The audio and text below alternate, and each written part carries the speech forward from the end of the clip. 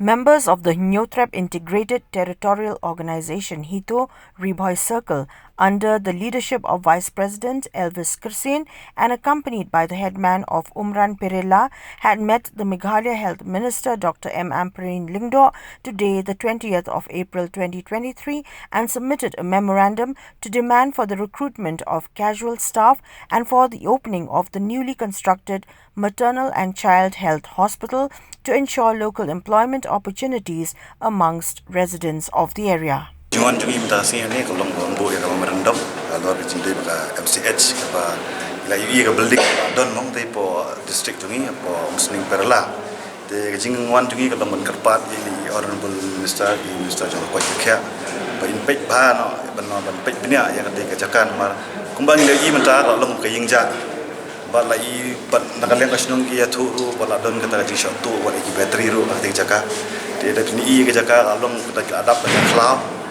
te kalai kai bangiwan hang ni pa kalong bangin kerpat kan kalian jungi nak jaga seng nak kalian kasnong ya i minister jong koi akhya baik benia no ya no sakhmat ya ni ka banta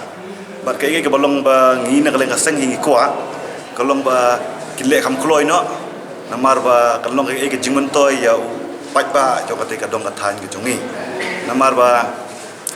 agati ki jaka ko bangile i mo mar bangi don tang kawai ka MCH la banong no bangi tip ka Ganes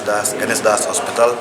te kalong kai jingarap ane ya ka te ka Ganes Das ru ka ngala ban plino ya kini ki MCH ba pair hagini ki district Bladon kuma Jandia Health kuma West Coast Health an di po tem di boy ki jungi katai kalong na kai ka bangi kwa na kalian seng mon kerpat ya i minister juga health department ya mentahi kita nang building don tang way chokidar la banong no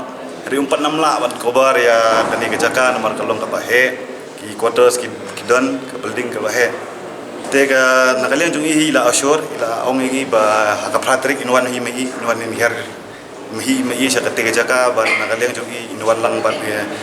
ki mungkin kat to ni ke man e jong ka dong ka thai yang ikermen ni katahi ban nakalian jungi ila kubur ba ikloi ban le ino akan ni benta yang bernai perela awan hune benta ndo ya minister beripe jongka health awan kerpat ba penyuan ban kerpat ban plino ya ketika MCH namar namta suk namta kinong sungsnong namta jongka Riboy Barokaway khamtam namta state Meghalaya ba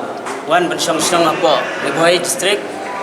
klang ban lai kinong ge jingjanjar ladang idon hi ka MCH apo snong apo Riboy la lai ban wan apo slong namar ngi ladan apo ajan snong lejong te iwan ne kerpat ba